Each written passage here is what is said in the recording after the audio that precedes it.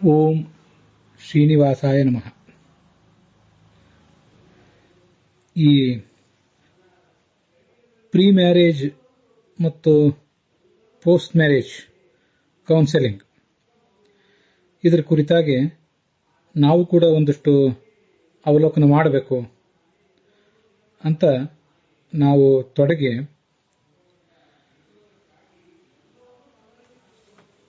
ಈ ಮಹಾಭಾರತ, ಭಾಗವತ, ರಾಮಾಯಣ ಇತ್ಯಾದಿ ಗ್ರಂಥಗಳಲ್ಲಿ ಪತ್ನಿಯ ಮಹತ್ವ, ಪತಿಯ ಜೀವನದಲ್ಲಿ, ಹಾಗೆ ಪತ್ನಿಯ ಜೀವನದಲ್ಲಿ ಪತ್ನಿಯ ಮಹತ್ವ ಮತ್ತು ಪತ್ನಿಯ ಜೀವನದಲ್ಲಿ ಪತಿಯ ಮಹತ್ವ, ಪರಸ್ಪರರ ಜೀವನದಲ್ಲಿ ಪರಸ್ಪರರ ಮಹತ್ವದ ಕುರಿತಾಗಿ ಇರುವಂತಹ ಉಲ್ಲೇಖಗಳು, ಪತ್ನಿಯ ಜವಾಬ್ದಾರಿ ಏನು, ಪತಿಯ ಜವಾಬ್ದಾರಿ ಏನು ಅನ್ನೋದನ್ನೆಲ್ಲ ನೋಡಿದ್ದೇವೆ. ಅದಲ್ಲದೆ ರಾಮ ಮತ್ತು ಕೃಷ್ಣರು ತಮ್ಮ ಜೀವಮಾನದಲ್ಲಿ ಹೇಗೆ ವರ್ತಿಸಿದರು ಅನ್ನೋದನ್ನು ನೋಡಿದ್ದೇವೆ. ಪಾಂಡವರ ಪತ್ನಿಯಾದಂತಹ ದ್ರೌಪದಿ ಹೇಗೆ ವರ್ತಿಸಿದ್ಲು ಅಂತ ಅನ್ನೋದನ್ನು ಕೂಡ ನೋಡಿದ್ದೇವೆ. ಯುಧಿಷ್ಠಿರ ಕಾಡಿಗೆ ಬಂದ ಮೇಲೆ ತಾನು ಮತ್ತೆ ಸಾಮ್ರಾಜ್ಯವನ್ನು ಪಡ್ಕೊಳ್ಳುವಂತಹ ಒಂದು ಪ್ರಯತ್ನ, ಇದನ್ನೇ ಮರೆತು ಬಿಟ್ಟಾನು. ಕಾಡಿನಲ್ಲಿಯೇ ಸಹಜವಾಗಿಯೇ ವಿರಕ್ತ ಅವನು. ಕಾಡಿನಲ್ಲಿಯೇ ಇದ್ದು ಬಿಡೋಣ, ಹೇಗೂ ಕಾಡಿಗೆ ಬಂದಿದ್ದೇವೆ, 70 ವರ್ಷ ಈಗಾಗಲೇ ಆಗಿದೆ,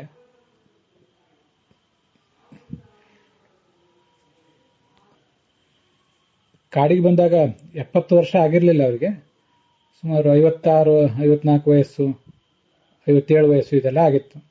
ಯುಧಿಷ್ಠಿರನಿಗೆ 56, 57, ಮುಂದೆ 13, 14, 12, 13 ವರ್ಷ ಕಾಡಿನಲ್ಲಿ ಕಳೆದ್ರು. ಹಾಗೆ ಕಳೆದು ಬಿಡೋಣ ಶೇಷಾಯುಷ್ಯವನ್ನ ಅಂತ ಅವನೇನಾದರೂ ಆಲೋಚನೆ ಮಾಡಿಯಾನು ಅಂತ ಭಾವಿಸಿ ದ್ರೌಪದಿ ಮತ್ತು ಭೀಮ ಇಬ್ಬರು ಕೂಡ ಆತನಿಗೆ ಕರ್ತವ್ಯವನ್ನು ಬೋಧನೆ ಮಾಡುವುದನ್ನು ಕೂಡ ನಾವು ಮಹಾಭಾರತದಲ್ಲಿ ನೋಡ್ತೇವೆ. ಮಹಾಭಾರತದಲ್ಲಿ ಬರುವಂತಹ ಎಲ್ಲಾ ಉಲ್ಲೇಖಗಳನ್ನು ನಾನಿಲ್ಲಿ ಹೇಳ್ತಾ ಇಲ್ಲ. ಯಾರಾದರೂ ನೀವು ವಿಶೇಷವಾಗಿ ಏನಾದರೂ ದ್ರೌಪದಿ ಹೇಗೆ ಸಾಮ್ರಾಜ್ಯದ ಕರ್ತವ್ಯಗಳನ್ನು, ತನ್ನ ಪಾಲಿನ ಕರ್ತವ್ಯಗಳನ್ನು ನಿರ್ವಹಿಸಿದ್ಲು, ಧರ್ಮರಾಜನನ್ನ ಕರ್ತವ್ಯದಲ್ಲಿ ಪ್ರಚೋದಿಸುವ ಸಂದರ್ಭದಲ್ಲಿ ಅವಳ ಪಾತ್ರ ಏನಿತ್ತು, ಅವಳ ಮಾತು ಹೇಗಿತ್ತು ಅನ್ನೋದನ್ನೆಲ್ಲ ವಿಶೇಷವಾಗಿ ಯಾರಾದರೂ ನೋಡಬೇಕು ಅಂತಿದ್ರೆ ಅವರು ಮಹಾಭಾರತದ ಮೂಲ ಭಾಗಗಳನ್ನೇ ಗಮನಿಸಬೇಕು. ಇಲ್ಲಿ ಈ ಕೆಲವು ಸಂಕ್ಷಿಪ್ತ ಘಟನೆಗಳನ್ನು, ಅವಳು ಆಡಿದಂತಹ ಕೆಲವು ಮಾತುಗಳನ್ನು ಮಾತ್ರ ಇಲ್ಲಿ ಹೇಳ್ತಾ ಇದ್ದೇನೆ ನಾನು.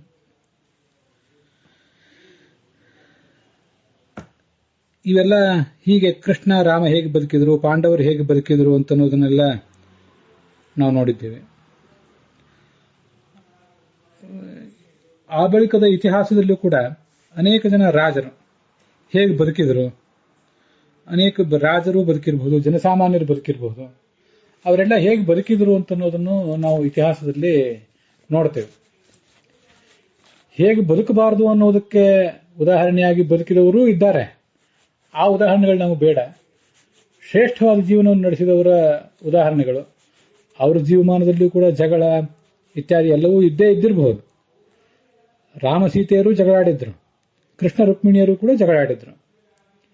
ಪಂಚಪಾಂಡವರಲ್ಲಿಯೂ ದ್ರೌಪದಿಗೂ ಮನಸ್ತಾಪ ಬಂದಿತ್ತು, ಎಲ್ಲ ಇದ್ದವು. ಅದೆಲ್ಲವನ್ನು ಮೀರಿ ನಿಂತೇ ಅವರು ತಮ್ಮ ದಾಂಪತ್ಯವನ್ನ ನಡೆಸಿದರು ಅನ್ನೋದನ್ನ ನಾವು ಗಮನಿಸಬೇಕು. ನನಗೆ ಒಂದೆರಡು ಉದಾಹರಣೆಗಳು, ಇತ್ತೀಚಿನ ಉದಾಹರಣೆಗಳು, ಪ್ರಾಚೀನರಲ್ಲಿ ಯಾರೋ ವಸಿಷ್ಠ, ಅರುಂಧತಿ ಮತ್ತೆ ರೋಹಿಣಿ, ಚಂದ್ರ, ಇಂದ್ರ, ಶಚಿ ಮೊದಲಾದ ಉದಾಹರಣೆಗಳನ್ನು ನಮಗೆ ಹೇಳ್ತಾರೆ. ಇಂದ್ರಸ್ಯತು ಯಥೇಂದ್ರಾಣಿ ವಸಿಷ್ಠಸ್ಯಾಪ್ಯರುಂಧತಿ ಶಂಕರಸ್ಯ ಯಥಾ ಶ್ರೀಹಿ ತಥಾ ತ್ವಮಪಿ ಭರ್ತರಿ ಅಂತ ಹೀಗೆಲ್ಲ ಈ ಮದುವೆ ಪ್ರಸಂಗದಲ್ಲಿ ಸಮುದ್ರ ಸೂಕ್ತ ಅಂತ ಒಂದು ಸೂಕ್ತವನ್ನು ಹೇಳ್ತಾರೆ. ಅದರಲ್ಲಿ ನೀನು ಹೇಗೆ ಬದುಕಬೇಕು ಅನ್ನೋದನ್ನೆಲ್ಲ ಆ ಸ್ತ್ರೀಗೆ ಬೋಧನೆ ಮಾಡ್ತಾರೆ. ಅವಿಧವಾ ಭವ ವರ್ಷಾಣಿ ಶತಂ ಸಾಗ್ರಂ ತು ಸುವ್ರತ. 100 ವರ್ಷ ಕಾಲ ಅವಿಧವೆಯಾಗಿ ಬದುಕು, ಇನ್ನೂ ಹೆಚ್ಚೇ ಬದುಕು. ಧರ್ಮಪತ್ನಿಯಾಗು, ಪತಿವ್ರತೆಯಾಗು. ಜನಯನ್ ಬಹುಪುತ್ರಾಣಿ, ಅನೇಕ ಮಕ್ಕಳನ್ನು ಪಡೆಯ. ಮಾಚ ದುಃಖಂ ಲಭೇತ್ ಕ್ವಚಿತ್. ತುಂಬಾ ಸುಂದರವಾದ ಮಂತ್ರಗಳಿವು. ಆ ಸಂದರ್ಭದಲ್ಲಿ, ಮದುವೆ ನಡೆದ ಸಂದರ್ಭದಲ್ಲಿ ಯಾರಿಗೂ ಇದನ್ನ ಕೇಳಲಿಕ್ಕೂ ಪುರುಸೊತ್ತಿಲ್ಲ, ಯಾರಿಗೂ ಹೇಳಲಿಕ್ಕೂ ಪುರುಸೊತ್ತಿರೋದಿಲ್ಲ. ಆಮೇಲಾದ್ರೂ ಒಂದು ಬಾರಿ ಇದ್ರ ಅವಲೋಕನ ಮಾಡ್ಬೇಕೆಲ್ರೂ ಕೂಡ. ಮಾಚ ದುಃಖಂ ಲಭೇತ್ ಕ್ವಚಿತ್, ನಿನಗೇನು ದುಃಖ ಆಗದೆ ಇರಲಿ. ಭರ್ತ ತೇ ಸೋಮಾಪ ನಿತ್ಯಂ ಭವೇತ್ ಧರ್ಮಪರಾಯಣ. ನಿನ್ನ ಗಂಡ ಸೋಮಯಾಗ ಮಾಡಲಿ, ಧರ್ಮಪರಾಯಣನಾಗಲಿ. ನೀನು ತೇಜಸ್ವಿನಿ ಯಶಸ್ವಿನಿಯಾಗು. ತೇಜಸ್ವೀಜ ಯಶಸ್ವೀಚ ಧರ್ಮಪತ್ನಿ ಪತಿವ್ರತ. ಅಷ್ಟಪುತ್ರಾಭವತ್ವಂ ಚ ಸುಭಗಾಚ ಪತಿವ್ರತ. 8 ಮಕ್ಕಳನ್ನು ಪಡೆ. 8 ಅನ್ನೋದು ಬಹುತ್ವಕ್ಕೆ ಸೂಚಕ ಅಷ್ಟೆ, ನಿರ್ದಿಷ್ಟವಾಗಿ 8 ಏನಲ್ಲ. ಸುಭಗಾಚ ಪತಿವ್ರತ. ಭರ್ತುಶ್ಚೈವ ಪಿತುಃ ಭ್ರಾತುಃ ಹೃದಯ ನಂದಿನಿ ಸದಾ. ಗಂಡನಿಗೆ, ನಿನ್ನ ತಂದೆಗೆ, ನಿನ್ನ ಸಹೋದರಿಗೆ, ಗಂಡನ ತಂದೆ, ಅವನ ಸಹೋದರರು, ಅವರೆಲ್ಲರಿಗೂ ಹೃದಯಕ್ಕೆ ಆನಂದವನ್ನು ಕೊಡು. ಇಂದ್ರಸ್ಯತು ಯಥೇಂದ್ರಾಣಿ. ಇಂದ್ರನಿಗೆ ಇಂದ್ರಾಣಿ ಹೇಗೋ, ಶಚಿ ಹೇಗೋ. ಶ್ರೀಧರಸ್ಯ ಯಥಾ ಶ್ರೀಹಿ. ನಾರಾಯಣನಿಗೆ ಲಕ್ಷ್ಮಿ ಇದ್ದಂತೆ. ಶಂಕರಸ್ಯ ಯಥಾ ಗೌರಿ. ಶಿವನಿಗೆ ಶಿವಾನಿ ಇದ್ದಂತೆ. ತದ್ಭರ್ತುರಪಿ ಭರ್ತರಿ. ಅತ್ರೇರ್ ಯಥಾನೂಸೂಯಾಸ್ಯ ವಸಿಷ್ಠಸ್ಯ ಪರುಂಧತಿ. ಅತ್ರಿಗೆ ಅನಸೂಯೆ ಇದ್ದಂತೆ, ವಸಿಷ್ಠರಿಗೆ ಅರುಂಧತಿ ಇದ್ದಂತೆ, ಕೌಶಿಕನಿಗೆ ಸತಿ ಇದ್ದಂತೆ. ತಥಾ ತ್ವಮಪಿ ಭರ್ತರಿ. ನೀನು ಕೂಡ ಹೀಗೆ ಗಂಡನನ್ನ ಅನುಸರಿಸಿ ಬಾಳು. ಪ್ರಜಾಪತಿ ಸಂಜೀವ ಶರದಶತಂ. 100 ವರ್ಷ ನೀನು ಬದುಕು ಅಂತ ಅವಳಿಗೆ ಆಶೀರ್ವಾದ ಮಾಡ್ತಾರೆ. ಇಂಥವೆಲ್ಲ ಉದಾಹರಣೆಗಳಿವೆ, ಇಲ್ಲ ಅಂತಲ್ಲ.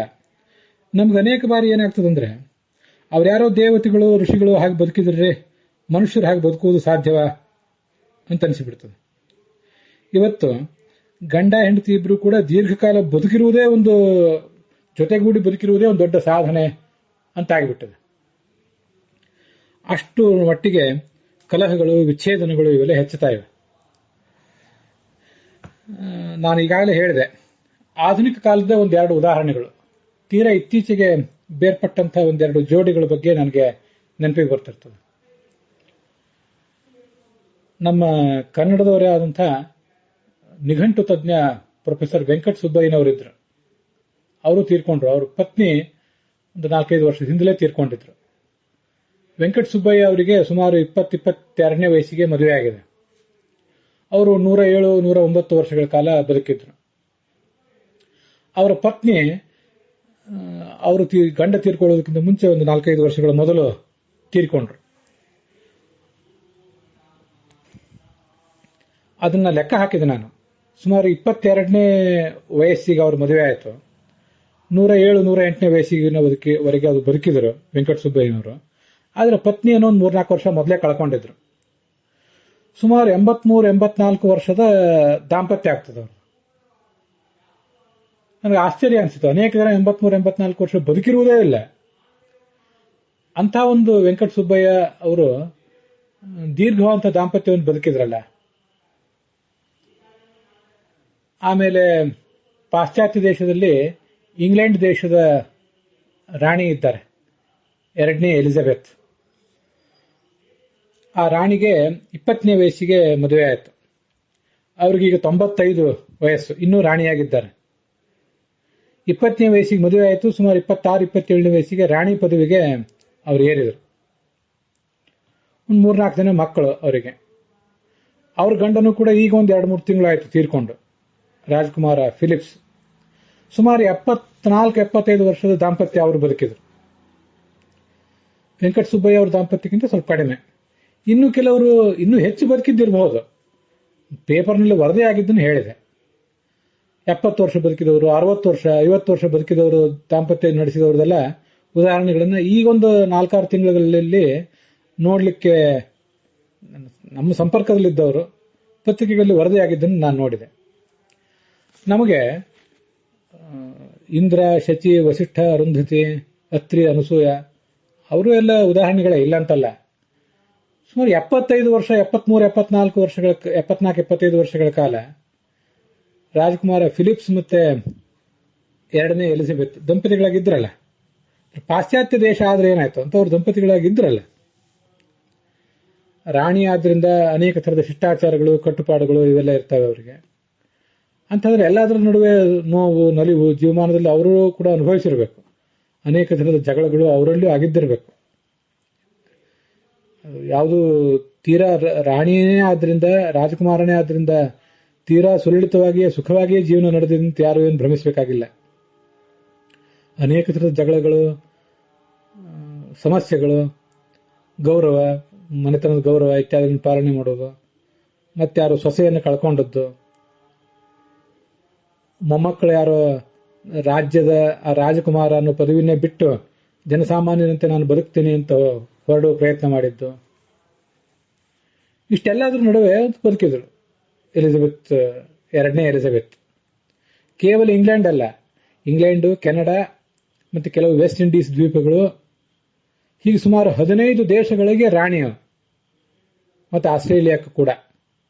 ಬರೀ ಇಂಗ್ಲೆಂಡಿಗೆ ರಾಣಿ ಅಲ್ಲ, 15 ದೇಶಗಳಿಗೆ ಈ ಇಂಗ್ಲೆಂಡಿನ ರಾಜ ಅಥವಾ ರಾಣಿ ಅವರು ಅಧಿಪತಿಗಳಾಗಿರ್ತಾರೆ. ಅಲ್ಲಲ್ಲಿ ಪ್ರಾಂತೀಯ ಸರ್ಕಾರಗಳು ಬೇರೆ ಇರ್ತಾವೆ, ದೇಶದ ಅಧಿಪತಿಯಾಗಿ ಇವರೇ ಇರ್ತಾರೆ. ಹೇಗೆ ಮನುಷ್ಯ ಬದುಕಿರ್ಬೋದು, ಎಷ್ಟು ಥರದ ನೋವು, ನಲಿವು, ಎಷ್ಟು ಥರದ್ದು ಸಂಸಾರದಲ್ಲಿ ಏಳು ಬೀಳು, ನಮಗೆಲ್ಲ ಮಾದರಿಯಾಗಿ ನಿಲ್ಬೇಕಲ್ಲ. ನಮ್ಮ ಕಣ್ಣು ಮುಂದಿರೋದು ನಮ್ಗೆ ಹೆಚ್ಚು ಮಾದರಿ ಆಗ್ತದೆ. ದೇವತೆಗಳದ್ದು, ಋಷಿಗಳದ್ದು ತೋರಿಸಿದ್ರು ಒಂದು ಬಾರಿ ನಾವು ಮನವರಿಕೆ ಆಗದೇ ಇರಬಹುದು. ವೆಂಕಟ ಸುಬ್ಬಯ್ಯ, ಪಾಶ್ಚಾತ್ಯ ದೇಶಗಳ ಉದಾಹರಣೆಗಿಂತ ನಮ್ಮ ದೇಶದ ಉದಾಹರಣೆ ಇನ್ನೂ ತೀರಾ ಸಮೀಪ ಆಗ್ತದೆ ನಮಗೆ. ಅವ್ರ ಪತ್ನಿ ಹೆಸರು ಲಕ್ಷ್ಮಮ್ಮ ಅಂತನೋ, ವೆಂಕಟ ಲಕ್ಷ್ಮಮ್ಮ ಅಂತನೋ ಏನೋ ಒಂದು, ಹಾಗೆ ಬದುಕಿದ್ರು. ನಮಗೆ ಇವರೆಲ್ಲ ಇಷ್ಟಿಷ್ಟು ಕಾಲ 50, 60, 70, 80 ವರ್ಷ ಕಾಲ ದಂಪತಿಗಳಾಗಿ ಬದುಕಿದ್ರು ಅನ್ನುವುದು ಎಷ್ಟೋ ಜನರಿಗೆ ಗೊತ್ತೇ ಇರೋದಿಲ್ಲ. ಹಾಗೆ ಅವರು ಬದುಕಿದ್ರು. ಅವರೊಳಗೂ ಅವ್ರ ನಡುವೆ ಕೂಡ ದಂಪತಿಗಳ ನಡುವೆ ಜಗಳ, ಮನಸ್ತಾಪ ಇತ್ಯಾದಿಗಳು ಆಗಿದ್ದಿರಬೇಕು. ಎಲ್ಲವನ್ನೂ ಮೀರಿ ಅವರು ಬದುಕಿದ್ದಾರಲ್ಲ. ಇನ್ನು ಬೇರೆ ಯಾರ ಜೀವಮಾನದಲ್ಲಿ ಬರದೇ ಇರುವ ಜಗಳ, ಮನಸ್ತಾಪ, ಸಮಸ್ಯೆಗಳು ನಮಗೇನಾದ್ರೂ ಬರೋದು ಸಾಧ್ಯವ? ನಾವಿದನ್ನ ತುಂಬಾ ಆಲೋಚನೆ ಮಾಡಬೇಕು ಯಾವತ್ತೂ ಕೂಡ.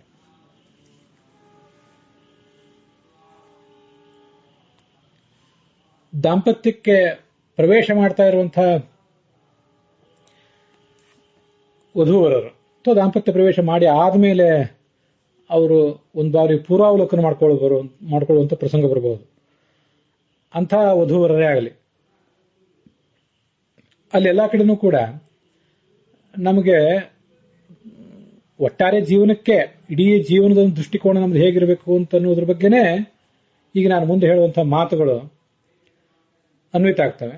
ವಿಶೇಷವಾಗಿ ದಾಂಪತ್ಯ ಅಂತ ಅನ್ನೋದು ಮನುಷ್ಯನ ವ್ಯಕ್ತಿತ್ವಕ್ಕೆ ತೀರಾ ಒಂದು ಮೆರುಗು ಕೊಡುವಂಥದ್ದು. ಅದಕ್ಕೆ ಅಲ್ಲೊಂದು ಸಾಫಲ್ಯ ಬಂದರೆ, ಸಾಫಲ್ಯ ಬರದೇ ಹೋದ್ರೆ ತುಂಬಾ ಕಷ್ಟನೂ ಅವನಿಗೆ ಬರುವಂಥದ್ದು. ಅಂಥದ್ದು ದಾಂಪತ್ಯ ಅಂತಂದ್ರೆ.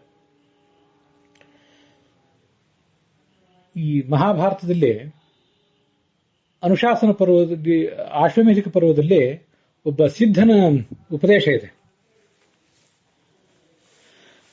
ಕೃಷ್ಣ ತನ್ನ ಅರಮನೆಗೆ ಬಂದಿರುವಂತಹ ಒಬ್ಬ ಬ್ರಾಹ್ಮಣನನ್ನ ಉಪಚರಿಸಿ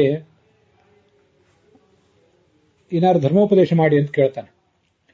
ಆ ಬ್ರಾಹ್ಮಣ ಮತ್ತೊಬ್ಬ ಯಾರೋ ಒಬ್ಬ ಸಿದ್ಧ ಮತ್ತೆ ಕೌಶಿಕ ಅನ್ನೋ ಒಬ್ಬ ಬ್ರಾಹ್ಮಣ, ಅವರಿಬ್ಬರ ನಡುವೆ ನಡೆದಂತಹ ಒಂದು ಸಂವಾದವನ್ನು ಇಲ್ಲಿ ಹೇಳ್ತಾನೆ. ನಿಜವಾಗಿಯೂ ನಾವೆಲ್ಲರೂ ಕೂಡ ತುಂಬಾ ಆಲೋಚನೆ ಮಾಡಬೇಕಾದಂತಹ ಒಂದು ಉಪದೇಶ ಅದು. ನಾನಾ ವಿಧವಾದಂತಹ ಜನ್ಮಗಳನ್ನು ಈ ಹಿಂದೆ ನಾನು ತಳೆದೆ. ಭುಕ್ತಾಹ ನಾನಾ ವಿಧಾಃ ಸ್ತನಃ ಭುಕ್ತಾನಿ ನಾನಾ ವಿಧಾನಿ ಸುಖ ದುಃಖಾನಿ, ನಾನಾ ಥರದ ಸುಖ ದುಃಖ ಇತ್ಯಾದಿ ಎಲ್ಲವನ್ನೂ ನಾನು ಈ ಹಿಂದೆ ಅನುಭವಿಸಿದೆ. ನಾನಾ ಥರದ ಅವಮಾನಗಳಾದವು, ನಾನಾ ಥರದ ಸನ್ಮಾನಗಳೂ ಆದವು. ಇದನ್ನೆಲ್ಲ ನೋಡಿದ್ರೆ ನನಗೆ ಕೊನೆಗೆ ಒಂದು ಬಾರಿ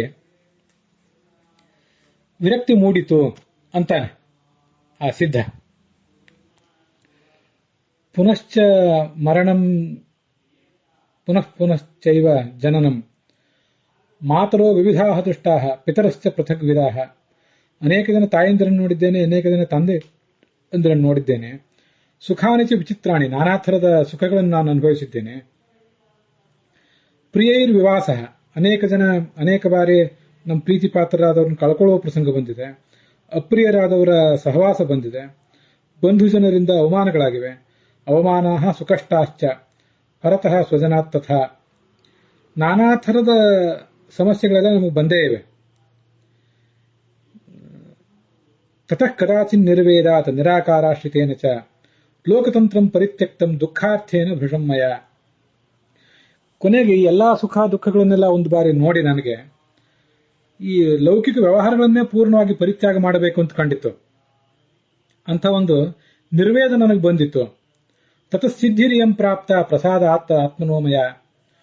ಭಗವಂತನ ಒಂದು ಆಶೀರ್ವಾದದಿಂದ ಈ ಒಂದು ಸಿದ್ಧಿ, ಈ ಒಂದು ನಿರ್ಲಿಪ್ತತೆ ನನಗೆ ಬಂದಿದೆ ಅಂತ ಅವನು ಹೇಳ್ಕೊಳ್ತಾನೆ.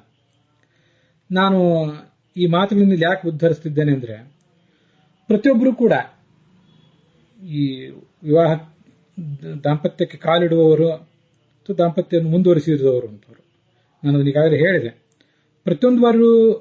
ಪ್ರತಿಯೊಬ್ಬರೂ ತಿಳ್ಕೋಬೇಕಾದ ಸಂಗತಿ ಏನಂದ್ರೆ, ಈಗ ನಾವು ಅನುಭವ ಮಾಡ್ತಾ ಇರುವಂತಹ ದಾಂಪತ್ಯ, ಈಗ ಅನುಭವಿಸಲಿಕ್ಕೆ ಹೊರಟಿರುವಂತಹ ಸುಖ, ಅಥವಾ ಈಗ ನಮಗೆ ಕವಿದಿರುವಂತಹ ದುಃಖ, ಇದ್ಯಾವುದು ಕೂಡ ನಮಗೆ ಹೊಸದಲ್ಲ. ಹಿಂದೆ ಅನೇಕ ಬಾರಿ ನಾವು ಪ್ರಾಣಿಗಳಾಗಿ ಪಕ್ಷಿಗಳಾಗಿ ಜನ್ಮ ತಳೆದಿದ್ದೆವು. ಹಕ್ಕಿಗಳಾಗಿ ಪಕ್ಷಿ ಜನ್ಮದಲ್ಲಿ, ಪ್ರಣಯದ ಹಕ್ಕಿಗಳಾಗಿ ಆಕಾಶದಲ್ಲಿ ಹಾರಾಡ್ತಾ ಸುಖದ ಎತ್ತರವನ್ನು ಕಂಡಿದ್ದೇವೆ. ನೀರಿನಲ್ಲಿ ಮೀನಾಗಿ, ಮೀನಿನ ಜೋಡಿಯಾಗಿ ಸುಖದ ಆಳವನ್ನು ಕೂಡ ಕಂಡಿದ್ದೇವೆ. ಹಾವಾಗಿ, ಹಲ್ಲಿಗಳಾಗಿ, ಹಂದಿ ನಾಯಿಗಳಾಗಿ, ಕ್ರಿಮಿಕೀಟಗಳಾಗಿ, ಮನುಷ್ಯರು ಅನೇಕ ಬಾರಿ ಆಗೇ ಇದ್ದೆವು. ಎಲ್ಲ ಥರವನ್ನು ಕೂಡ ನಾವು ಅನುಭವಿಸಿಬಿಟ್ಟಿದ್ದೇವೆ. ವಸ್ತುತಃ ಈ ಒಂದು ಆತ್ಮ ಏನಿದೆಯಲ್ಲ, ಈ ಆತ್ಮ ಮತ್ತು ಈ ಮನಸ್ಸು ಅನೇಕ ಥರದ ಪ್ರಾಚೀನ ಸಂಸ್ಕಾರಗಳ ಒಂದು ಭಂಡಾರ ಇದೆ. ಆದರೆ ಹಿಂದಿನದ್ದು ಯಾವತ್ತೂ ಕೂಡ ಈಗ ನಮಗೆ ಸ್ಪಷ್ಟವಾಗಿ ನೆನಪಿಗೆ ಬರ್ತಿಲ್ಲ. ಈಗ ಒಂದು ಹೊಸದಾಗಿ ಶರೀರ ಬಂದಿದೆ. ಆ ಶರೀರ ನಮ್ಮನ್ನ ಮತ್ತೆ ಈ ಎಲ್ಲ ಆಟಗಳಲ್ಲಿ ತೊಡಗಿಸಿದೆ. ಹೊಸ ಶರೀರ, ಹೊಸ ಹುಮ್ಮಸ್ಸು, ಹೊಸ ಉಮೇದು, ಹೊಸ ಪ್ರೋತ್ಸಾಹ, ಹೊಸ ಒಂದು ಉತ್ಸಾಹ, ಸುಖವನ್ನ ಸಾಧ್ಯವಾದಷ್ಟು ಸೂರೆಗೊಳ್ಳಬೇಕು ಅನ್ನುವಂತಹ ಆತುರ, ಉರಿದು ಮಾತ್ರ ಬೂದಿಯಾಗಬೇಕಾದಂತಹ ಬೆಂಕಿ ಮೈ ಮನದೊಳಗೆ, ಇದೆಲ್ಲ ನಮ್ಮನ್ನು ಕಾಡ್ತಿದೆ. ಒಂದು ಬಾರಿ ಏಕಾಂತದಲ್ಲಿ ವಧು ವರ ಇಬ್ರು ಕೂಡ ತಾವು ಇದು ನಮಗೆ ಹೊಸದೇ, ಈ ಹಿಂದೆ ನಾವು ಏನೇನಾಗಿದ್ದೆವು ಅನ್ನೋದನ್ನೆಲ್ಲ ಒಂದು ಬಾರಿ ಆಲೋಚನೆ ಮಾಡಿದರೆ, ಎಷ್ಟೋ ಬಾರಿ ನಾವು ದಂಪತಿಗಳು ಆಗಿದ್ದೆವು, ಮನುಷ್ಯರೇ ಆಗಿದ್ದೆವು, ಪ್ರಾಣಿ ಪಕ್ಷಿಗಳೂ ಆಗಿದ್ದೆವು. ಇದನ್ನೆಲ್ಲ ನೆನಪು ಮಾಡಿಕೊಂಡ್ರೆ ನಾನಾ ಥರದ ಸುಖನೂ ಅನುಭವಿಸಿದ್ದೇವೆ, ನಾನಾ ಥರದ ದುಃಖನೂ ಅನುಭವಿಸಿದ್ದೇವೆ ಅನ್ನುವಂಥ ಒಂದು ಆಲೋಚನೆ ನಮ್ಮ ಮನಸ್ಸಿಗೆ ಬಂದದ್ದಾದರೆ, ಇರುವಂತಹ ಒಂದು ಅಸಾಧ್ಯವಾದಂತಹ ಹಂಬಲ, ತೀವ್ರವಾದಂತಹ ಅದಮ್ಯವಾದಂತಹ ಉತ್ಸಾಹ, ಇಂಥ ಒಂದು ಹಪಹಪಿ, ಇದೆಲ್ಲ ಒಂದು ಬಾರಿ ಕಡಿಮೆ ಆಗ್ಲಿಕ್ಕೆ ಸಾಧ್ಯ.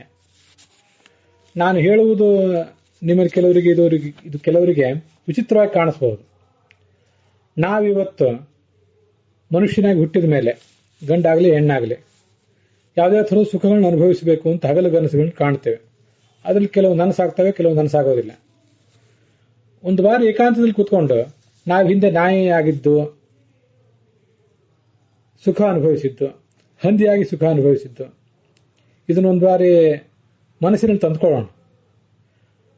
Let's try to visualise it. ಇದು ಕೇಳಲಿಕ್ಕೆ ತುಂಬಾ ಅಸಹ್ಯವಾಗಿ ಅನಿಸ್ಬೋದು. ಇದೇನ್ರಿ ಅಂಥದನ್ನೆಲ್ಲ ಮನಸ್ಸಿನಲ್ಲಿ ಏನು ನಾವು ಆಲೋಚನೆ ತಂದುಕೊಳ್ಳೋದು, ಅದರಿಂದ ಆಗುವ ಲಾಭ ಏನು ಅಂತ ಅನಿಸ್ಬಹುದು. ಮನುಷ್ಯನಿಗೆ ಒಂದು ಸಮಸ್ಥಿತಿ ಬರ್ತದೆ. ಬರಬೇಕಾದ್ದೇ ಆ ಸಮಸ್ಥಿತಿ. ಸಮಸ್ಥಿತಿ ಇಲ್ಲದ ಕಾರಣದಿಂದಾಗಿಯೇ ನಮಗೆ ಇವೆಲ್ಲ ಥರದ ಸಮಸ್ಯೆಗಳು. ಈ ದಾಂಪತ್ಯಗಳು ವಿಫಲ ಆಗಲಿಕ್ಕೆ, ದಾಂಪತ್ಯಗಳು ವಿಚ್ಛಿನ್ನವಾಗಲಿಕ್ಕೆ, ಮತ್ತೆ ವಿಚ್ಛಿನ್ನ ಆಗಲಿಲ್ಲ, ಒಂದೇ ಸೂರ್ಯನ ಅಡಿಯಲ್ಲಿ ಗಂಡ ಹೆಂಡಂದ್ರು ಇದ್ದಾರೆ, ಆದರೆ ಒಂದೇ ಸೂರ್ಯನ ಕೆಳಗಿದ್ದಾರಷ್ಟೇ.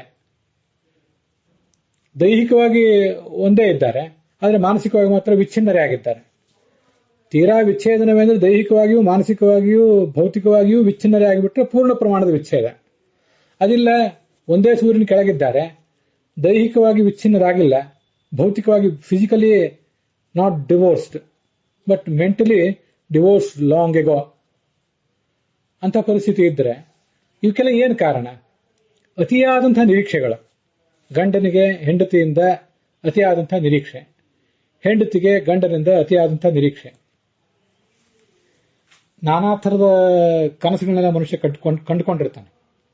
ಅದರಲ್ಲಿ ಆಧುನಿಕ ಕಾಲದ ಮಾಧ್ಯಮಗಳು ಅವು ನಮಗೆ ನಾವು ಹುಟ್ಟಿರುವುದೇ ಸುಖ ಪಡಲಿಕ್ಕಾಗಿ, ಆ ಸುಖ ಪಡಲಿಕ್ಕೆ ಬೇಕಾದದ್ದೇ ಒಂದು ಉದ್ಯೋಗ, ಅದಕ್ಕೆ ಬೇಕಾದಂತಹ ಧನವನ್ನು ಕೊಡ್ಲಿಕ್ಕೆ ಬೇಕಾದಂತಹ ಉದ್ಯೋಗ, ಆ ಉದ್ಯೋಗಕ್ಕೆ ಬೇಕಾದಂತಹ ಶಿಕ್ಷಣ ಅನ್ನೋ ರೀತಿಯಲ್ಲಿ ಸುಖವನ್ನ ಸಾಧ್ಯ ಆದಷ್ಟು ಹೆಚ್ಚಿನ ಮಟ್ಟದಲ್ಲಿ ಪಡ್ಕೊಳ್ಳಿಕ್ಕೆ ಪ್ರಯತ್ನ ಮಾಡುವ ಒಂದು ಜೀವಿಯನ್ನಾಗಿ ಮನುಷ್ಯನನ್ನ ಸೃಷ್ಟಿಸುವಂಥ, ಅವನ ಮೈ ಮನಸ್ಸುಗಳನ್ನು ತರಬೇತಿ ಮಾಡುವಂತಹ ಪ್ರಯತ್ನ ನಮಗೆ ಈ ಶಿಕ್ಷಣದಿಂದ ನಡೆದಿದೆ, ಈ ವ್ಯವಸ್ಥೆಯಲ್ಲಿ ನಡೆದಿದೆ.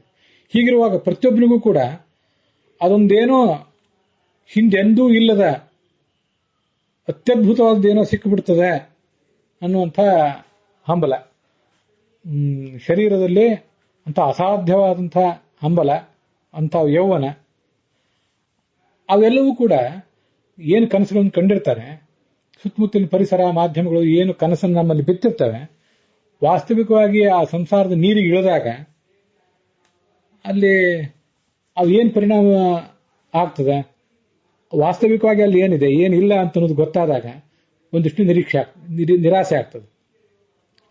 ದಾಂಪತ್ಯದ ವಿಚ್ಛೇದನಗಳಿಗೆ ಪ್ರಧಾನವಾದ ಕಾರಣ ಅತಿಯಾದ ನಿರೀಕ್ಷೆ ಅಂತಲೇ ಮೊದಲನೇದನ್ನೇ ಹೇಳ್ತಾರೆ ತಜ್ಞರಾದವರು.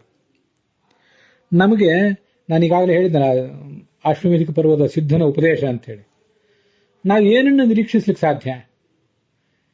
ಇವಾಗ ಅನುಭವಿಸಿದ ಸುಖವನ್ನ ಮನುಷ್ಯನಾಗಿ ಅನುಭವಿಸಿ ನಾವು ಎಷ್ಟು ಸುಖ ಅನುಭವಿಸಿವೆ?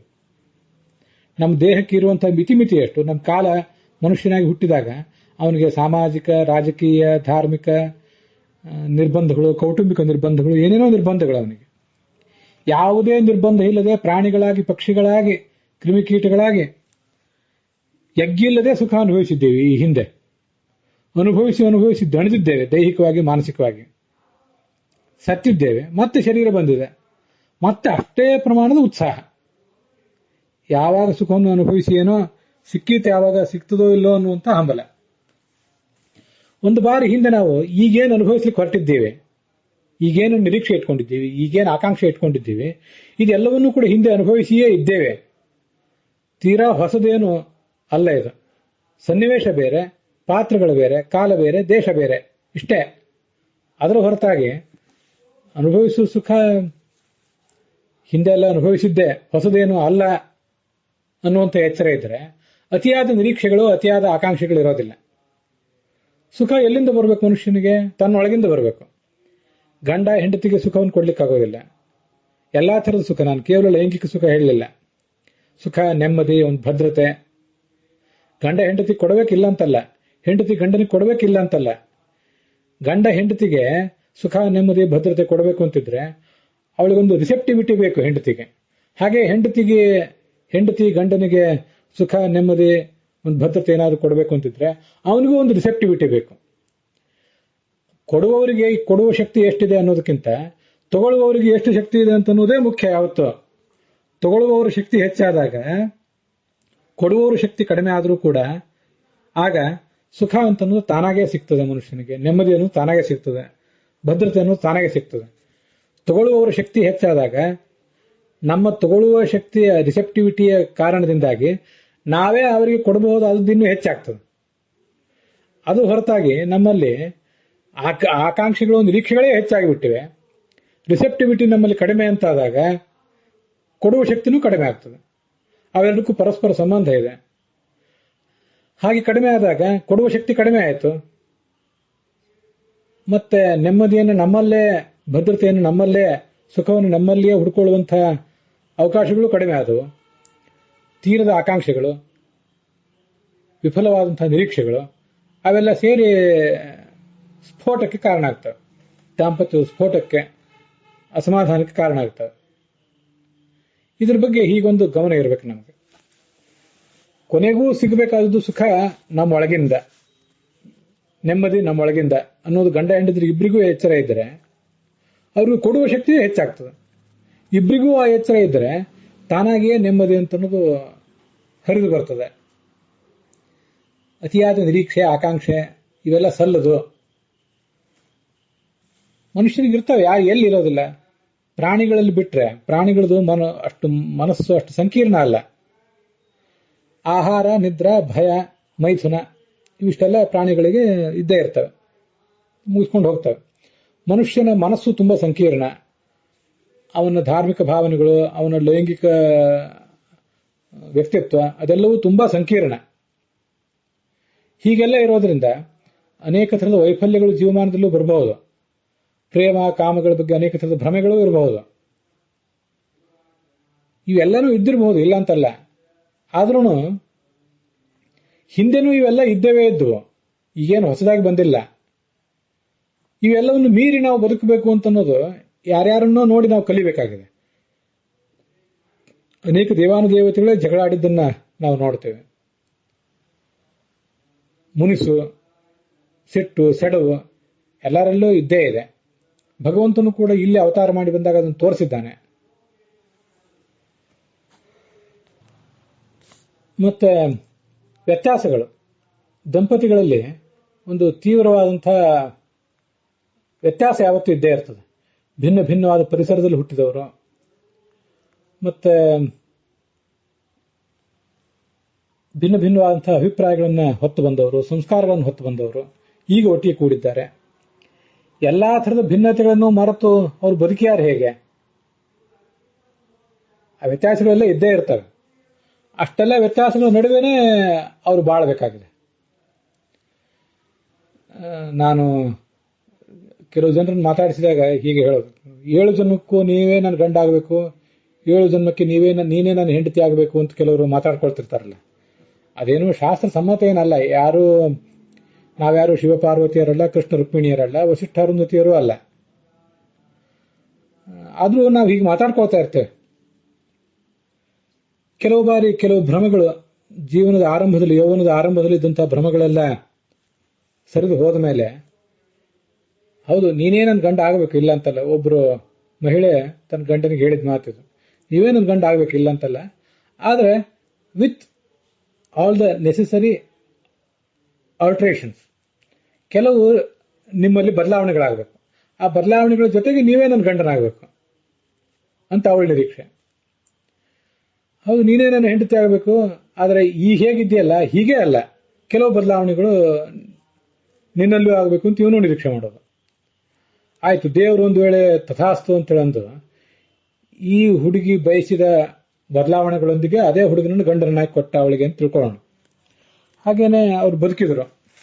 ಆವಾಗ ನಾವು ಗಮನಿಸಬೇಕು, ನಮಗೆ ಮತ್ತೊಂದು ಶರೀರ ಇರ್ತದೆ, ಮತ್ತೊಂದು ಪರಿಸರ ಇರ್ತದೆ, ಮತ್ತೊಂದು ಪ್ರಭಾವ ಇರ್ತದೆ, ಮತ್ತೊಂದು ಸಂಸ್ಕಾರ ಇರ್ತದೆ. ಈಗ ಹಿಂದಿನ ಜನ್ಮದಲ್ಲಿ ಯಾವ ಬದಲಾವಣೆಗಳನ್ನು ನಾವು ನಿರೀಕ್ಷೆ ಮಾಡಿದ್ವೋ ಆ ಬದಲಾವಣೆಗಳೆಲ್ಲ ಅಲ್ಲಿದ್ರೂ ಕೂಡ, ಯಾವ ಬದಲಾವಣೆಗಳನ್ನ ಏನು ರಿಪೇರಿಗಳನ್ನು ಕೇಳಿದ್ವಲ್ಲ ರಿಪೇರಿಗಳೆಲ್ಲ ಆಗಿದೆ. ಆದರೆ ನಮ್ಮದು ಮುಗಿಯದ ಆಕಾಂಕ್ಷೆ ನಿರೀಕ್ಷೆಗಳು, ಇನ್ನೂ ಮತ್ತೇನನ್ನೋ ನಿರೀಕ್ಷೆ ಮಾಡ್ತಾನೆ. ಇದು ಒಂದಿದ್ರೆ ಮತ್ತೊಂದು ಬೇಕು, ಆ ಮತ್ತೊಂದಿದ್ರೆ ಈ ಮೊದಲನೇದು ಬೇಕು. ಸಮಾಧಾನ ಆಗೋದಿಲ್ಲ.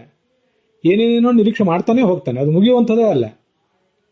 ಹಾಗಾಗಿ ನಮ್ಮೆಲ್ಲರ ಆಕಾಂಕ್ಷೆಗಳು ನಾವು ಇಷ್ಟಪಟ್ಟಂತೆ ನನ್ನ ಗಂಡ ಅಥವಾ ಹೆಂಡತಿ ಇರಬೇಕು, ನಾನು ಹೇಳಿದಂತೆ ಅವನು ವರ್ತಿಸಬೇಕು ಅಂತ ನಾವು ನಿರೀಕ್ಷೆ ಮಾಡ್ತೀವಲ್ಲ, ಗಂಡನೂ ಹಾಗೆ ನಿರೀಕ್ಷೆ ಮಾಡ್ತಾನೆ, ಹೆಂಡತಿನೂ ಹಾಗೆ ನಿರೀಕ್ಷೆ ಮಾಡ್ತಾಳಲ್ಲ, ಅವು ಮುಗಿಯುವಂಥವಲ್ಲ. ಒಂದ್ ವೇಳೆ ಹಾಗೆ ನಾವು ಇಷ್ಟಪಟ್ಟಂತೆಯೇ ಅವರು ವರ್ತಿಸಿದ್ರು, ಹಾಗೆ ಅವ್ರು ಇದ್ರು, ಹಾಗೆ ಅವ್ರು ಬದುಕಿದ್ರು ನಮಗೆ ಸಮಾಧಾನ ಆಗೋದಿಲ್ಲ. ಹಾಗೆ ನಾವು ಬದುಕಿದ್ರೂ ಅವ್ರಿಗೆ ಸಮಾಧಾನ ಆಗೋದಿಲ್ಲ. ಇದು ಆಗುವಂಥದ್ದೇ ಅಲ್ಲ, ಈಡೇರುವಂಥದ್ದೇ ಅಲ್ಲ ಅದು ಅಂತ ನಾನು ಅದು ಈ ಹಿಂದೆ ಕೆಲವು ಬಾರಿ ಅನ್ಕೋತಿದ್ದೆ. ಪ್ರತಿಯೊಬ್ಬರಿಗೂ ಕೂಡ ಯಾಕಾದರೂ ಈ ಹುಡುಗಿನ ಮದುವೆ ಮಾಡ್ಕೊಂಡು ಅಂತ ಒಬ್ಬ ತನ್ನ ಹೆಂಡತಿ ಬಗ್ಗೆ ಜೀವಮಾನದಲ್ಲಿ ಒಂದ್ಸರಿ ಯಾರು ಅನಿಸ್ಬಹುದು. ಹಾಗೇನೆ ಆ ಹುಡುಗಿಗೂ ಕೂಡ ಇವನೇನು ಮದುವೆ ಮಾಡ್ಕೊಂಡು ಏನನ್ನು ನೋಡಿ ಏನ್ ದೊಡ್ಡ ಮನುಷ್ಯ ಅಂತ ಇವನ್ ಮದುವೆ ಮಾಡ್ಕೊಂಡು ಅಂತ ತನ್ನ ಗಂಡನ ಬಗ್ಗೆ ಜೀವಮಾನದಲ್ಲಿ ಒಂದ್ಸರಿ ಆದರೂ ಅನಿಸಬಹುದು ಅಂತ ನಾನು ಹೇಳ್ತಿದ್ದೆ. ಅದನ್ನು ಯಾವುದೋ ಒಬ್ಬರು ಎದುರಿಗೆ ಹೇಳಿದೆ. ಆವಾಗಿನ್ನೂ ನಂದು ಮದುವೆ ಆಗಿರಲಿಲ್ಲ. ಆವಾಗ ಅವ್ರು ಹೇಳಿದ್ರು, ನಿನಗೆ ನೀ ಹೇಳ್ತಾ ಇರೋದು ತಪ್ಪು ಅಂದ್ರು. ನೀವು ಇನ್ನೂ ಮದುವೆ ಆಗಿಲ್ಲ, ಗೊತ್ತಿಲ್ಲ, ಹಾಗಾಗಿ ನೀನು ಹೇಳ್ತಿರೋದು ತಪ್ಪು ಅಂತಂದ್ರು. ಯಾಕೆ ತಪ್ಪು ಅಂತ ನಾನು ಕೇಳಿದೆ. ಅದು ಯಾವಾಗಾದ್ರೂ ಒಂದ್ಸರಿ ಅನಿಸುವುದಲ್ಲ, ಹಾಗೆ ಜೀವಮಾನದಲ್ಲಿ ಅನೇಕ ಬಾರಿ ಆ ಥರ ಅನಿಸ್ತಾನೆ ಇರ್ತದೆ ಅಂತ ಹೇಳಿದ್ರು ಅವರು. ಏನನ್ನು ನೋಡಿ ಇವಳನ್ನ ಮದುವೆ ಆದ, ಏನನ್ನು ನೋಡಿ ಇವನನ್ನ ಮದುವೆ ಆದ ಅಂತ ಅನ್ನೋದು ಕೇವಲ ಒಂದು ಬಾರಿ ಯಾವಾಗೋ ಜೀವಮಾನದಲ್ಲಿ ಬಂದು ಹೋಗುವಂತಹ ಭಾವನೆ ಅಲ್ಲ, ಅದು ಅನೇಕ ಬಾರಿ ಹೀಗೆಲ್ಲ ಅನಿಸ್ತಾನೆ ಇರ್ತದ ಅಂತ ಅವರೊಬ್ರು ಹೇಳಿದ್ರು. ನಾನು ಅನ್ಕೊಳ್ಳೋದು, ಹಾಗೆ ಭಾವಿಸುವುದಕ್ಕೆ ಏನು ಅರ್ಥನೂ ಇಲ್ಲ.